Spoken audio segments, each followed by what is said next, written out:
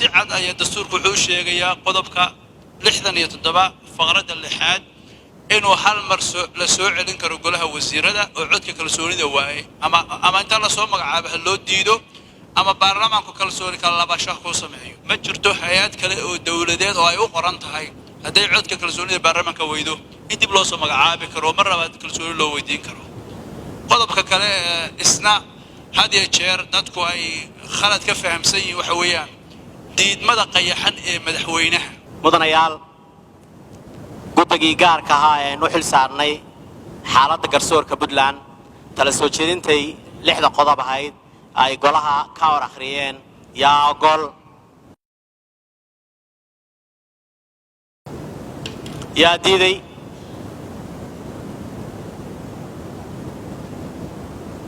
يا كاموسي سيدا دراديد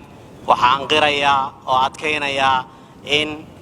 tala soo jeedintii guddigu ay go'aan galo isu bedeshay sidaan ay ku meel martay mudanayaal idinkuna waa mahadsantiin mudanayaasha sharafta badan ee golaha wakiilada xogayaha agaasimaha yaasha iyo hawlwadeennada golaha iyo baahda warbaahintaba waxaan idinku salaamayaa salaanta islaamka assalaamu calaykum waraxmatullaahi wabarakaatuh subax wanaagsan mudanayaal إلهي إنه أنفع هذه القرآن كهاي وناقري الشيخ حلمان عبد الله يو كلمات كيسي وعد كهاي وكدم بيسي إن شاء الله بريتوا مالين جمعة صون يأيدي ويسحق إن شاء الله من الكريم إلهي عماش وناكسن هاي نقبله سن بضا يعافي ماضي بش يبرواقنا مالينتا إيدا عرفوهن وقرسي إذا كانوا حادين رجعين يا وناق يا الشرف يا عيسى إنات كل يدان قوسسكينا يا دمان شعبك ريد بدلان يا متشان مدنيال وحنكو قد شرنا قرش حولت كني ساكا وحا قلها خور إيمان دونا وزارة دوليستا يا كرسوركا balse ka hor intaynaan arrintaa gudagelin waxaan rabnaa inaan iska soo gabagabayno arrintii xaaladda garsoorka ee Puntland ee dooddu ka yeeshay maalintii dhaweyd goluhu isla markaana minidkii aan qaadnay aan guddi aan u xil saarnay isla qaadanay in hawshaan aan guddi u xil saarno inoo soo ururiya oo tala soo jeedinta golaha u soo gudbiya si markaa sidii ahaan jirtay goluhu uu go'aan uga qaato go'aan gole hawshaas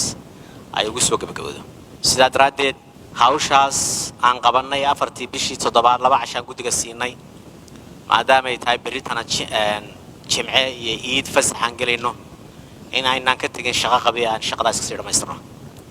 waxaan rabaa inaan u yeedho guddigii aan u magacaabay shantii bishii toddobaad shantii mudane iyo xogayihii guddiga inay soo fadhiistaan insha Allah billah kariim si ay tala soo jeedintii arinta xaaladda garsoor ka soo ururiyeen wala wadaagaan golaha soo dhawaada mudanayaal guddoonka golaha wakiilada xubnaha golaha wakiilada dhammaan mas'uuliyiinta kale maamulka iyo ka soo qaybgalayaasha salaamu calaykum waraxmatullaahi wabarakaatuh mudana guddoomiye mudanayaal arrintii aad noo xil saarteen laba qaybood weeye mid waa su'aalihii iyo warbixintii guddiga shuruucda ay ka soo jeediyeen guud ahaan garsoorka midna waa garsoorkii ama maxkamaddii sare oo ah madaxa garsoorka oo sidii muddaxileedkeeda u dhammaaday aan ilaa hadda garsoor sharci ah oo garsoorayaashii hoose ee maamulka garsoorkii ka hooseeyey heer degmo heer racfaan kulligood iyo ku xidhan yihiin laba qaybood baan markaa u kala qaadnay waxaanu rabnaa hadda soo jeedinaynaa muxuu ka qabaa dastuurka iyo qawaaniinta Puntland dhismaha maxkamadda sare iyo garsoorayaasha kaydka ah qaabkee ku imanayaan sidee bay ku sharciyoobayaan qaabkeeba ku dhismayaan maxkamadda sare sharci ahaan maxaa dastuurka iyo qawaaniinta Puntland ka qabaan taas baan hadda soo gudbinaynaa wixii kale ee baahida iyo wax ka qabashada guud ahaan garsoorka waxaan rabnaa korjoogteynta baarlamaanka iyo xisaabtanka qaybta garsoorka ka aadan aan ku darro haddii la haydmo labada qaybood baan markaa u kala qaadnay hadda waxaan soo jeedinaynaa dhismihii maxkamadda sare si maxkamad sare oo Puntland leedahay oo sharciga u dhismi lahayd iyo wuxuu sharcigu ka qabo mudane gudoomiye mudanayaal waxaan halkan ka akhri doonaa qoraalka guddiga gaarka ah ee golaha wakiiladu u saaray ka soo tala bixinta arrimaha garsoorka dawladda Puntland qoraalka sumadiisu waa GA/GAWA 01/2022 khamiis 7/7/2022 ku gudoomiyaha golaha wakiilada dawladda Puntland Garowe ku dhammaan xubnaha golaha wakiilada oo xogayaha guud ee golaha wakiilada ujeedo tala soo jeedin mudane gudoomiye mudanayaal annagoo tixraacayna warqadda sumadeedu tahay GAWA/GAWA 40/2022 kuna taariikhaysan 5 July 2022 ujeedadeeduna ahayd magacaabista guddiga gaarka ah ee ka soo tala bixinta arrimaha garsoorka Puntland guddigu waxay kulmeen 6 bisha iyo 7 bisha waxay ka doodeen falanqeyna ku sameeyeen xaaladda garsoorka Puntland sidoo kale waxay arkeen dastuurka iyo shuruucda kale ee ay ku dhisan yihiin garsoorka dawladda Puntland haddaba waxaan golaha si xushmad leh guddigu ugu soo jeedinayaa guud ahaan nidaamka garsoorka Puntland waxaa lagama maarmaana inuu noqdo mid hufan daacada aqoon iyo kartina u leh arrimaha garsoorka laguna kalsoonaan karo sidaa awgeed waa in la helaa garsoorayaal iyo guddi maamul oo hufan isla markaana buuxiyey shuruudaha sharciga ah ee doorashada garsoorayaasha maxkamadda sare si waafaqsan qodobka 91 ee dastuurka Puntland si loo fuliyo qodobka 88 ee dastuurka waxa waajib ah in xukuumaddu soo magacawdo guddiga culimada diinta oo door muhiim ah ku leh magacaabista garsoorayaasha shareecada islaamka 3 waxa waajib ah in magacaabista garsoorayaasha maxkamadda sare loo maro habraac waafaqsan qodobka 76 xarafka ra oo sheegaya awoodaha iyo mas'uuliyadda golaha xukuumadda una dhigan golaha xukuumaddu wuxuu leeyahay magacaabidda garsoorayaasha maxkamadda sare 2 garsoore oo maxkamadda dastuuriga ku biiraya xeer ilaaliyaha guud antidhowrka guud iyo gudoomiyaha bangiga kadibna la horgeeyo golaha wakiilada si uu u ansixiyo 4 madaxweynuhu markuu maro habraaca ku xusan qodobka 76 xarafka ra wuxuu soo magacaabayaa oo digreeto ku soo saaraya gudoomiyaha iyo garsoorayaasha maxkamadda sare madaxweynuhu marka uu maro habraaca ku xusan qodobka 76 xarafka ra wuxuu soo magacaabayaa gudoomiyaha iyo garsoorayaasha maxkamadda sare sida uu qabo qodobka 8aad farqadiisa 18aad oo u dhigan sidan madaxweynuhu markuu la tashado madaxweyne ku-xigeenka wuxuu magacaabaa gudoomiyaha iyo garsoorayaasha maxkamadda sare haddaba si loo dhowro qodobada dastuurka ee kor ku xusan waxaa waajib ah in magacaabista garsoorayaasha maxkamadda sare la soo mariyo golaha xukuumadda si loogu soo gudbiyo golaha wakiilada kadibna ay ansixiyaan 5 xubnaha garsoorka ee waaya codka kalsoonida golaha wakiilada dib looguma soo celin karo golaha mana jiro qodob sharci ah oo arrintaas bannaynaya 6 madaxweynuhu waxa kaliya ee uu xaq u leeyahay golahana ku soo celin karaa 1 xeer goluhu meel mariyay sida uu qabo qodobka 72 ee dastuurka Puntland una dhigan madaxweynuhu wuxuu awood u leeyahay inuu diidmada qayaxan isku hortaago sharci uu meel mariyay golaha wakiiladu isagoo oo diidmadiisa raacinaya qoraal sababaysan 2 waxa kale uu xaq u leeyahay inuu hal mar golaha wakiilada dib ugu celiyo golaha xukuumadda ee kalsoonida waayay sida uu qabo qodobka 67 farqadiisa 6aad una dhigan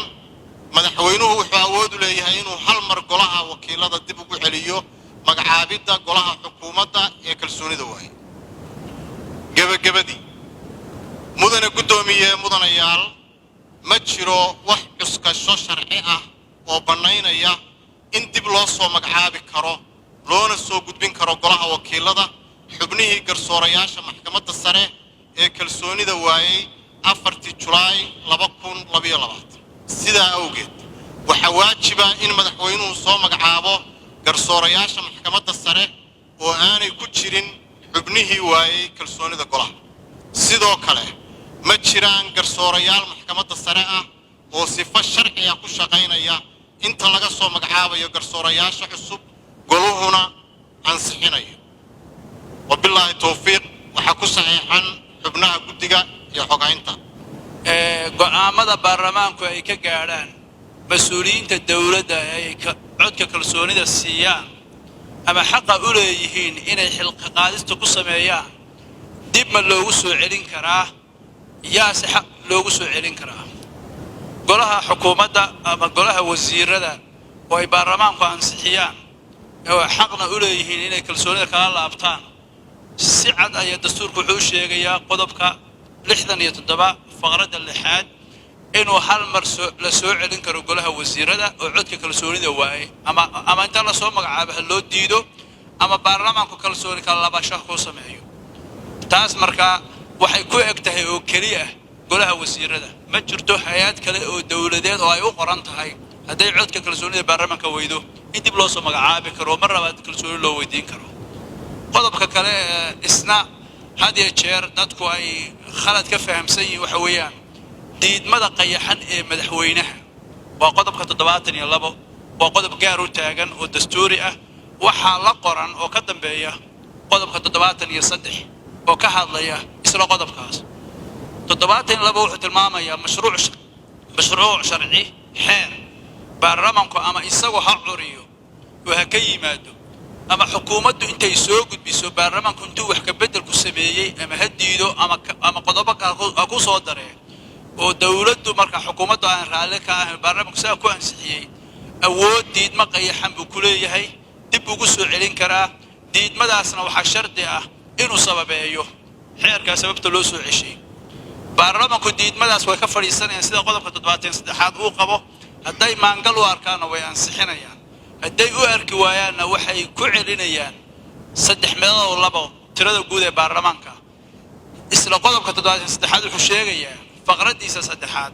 15 bari gudaheed way ku soo saara faafinta rasmiga ah hadii baarlamaanku ku diidaan ku ceshaan diidmadiisii cod 3 marka in faafinta rasmiga lagu soo saaro iyo qodobka 73 wuxuu sii fasirayaa diidmada qayaxan ee madaxweynuhu inay ku eeg tahay xeer aan ahayn wax kale xasaanadu shay oo mas'uul maaha wax kale maaha labada qodob baan rabaa inaan tafsiirka dheeraadka ka bixiyo gudoomiyaha soo jeedinteedii mudanayaal waa sidaas haddaan dastuurka baadhnayna waxa intaas ayuunbay ku ekaatay aad iyo aad baa u mahadsantihiin waa idinku soo wareejinay gudoomiyaha guddiga aynu arrintan u xilsaarnay xildhibaan Saad Qabshigaraad iyo xubnaha kale ee guddiga iyo dhammaanba golaha sidoo kale waxaan uga mahadnaqayaa xogayaha oo la soo shaqeeyay guddiga mudana mahadsantihiin waa fadhiisanaysaan insha Allah billaah kariim go'aankii tala soo jeedintaad soo gudbiseen ayaan kalsooni golaha weydiinayna insha Allah billaah kariim mudanayaal guddigii gaarka ahaa ee u xilsaarnay xaaladda garsoorka Puntland tala soo jeedintay 6 qodob ahayd ay golaha ka hor akhriyeen yaa gol yaa diiday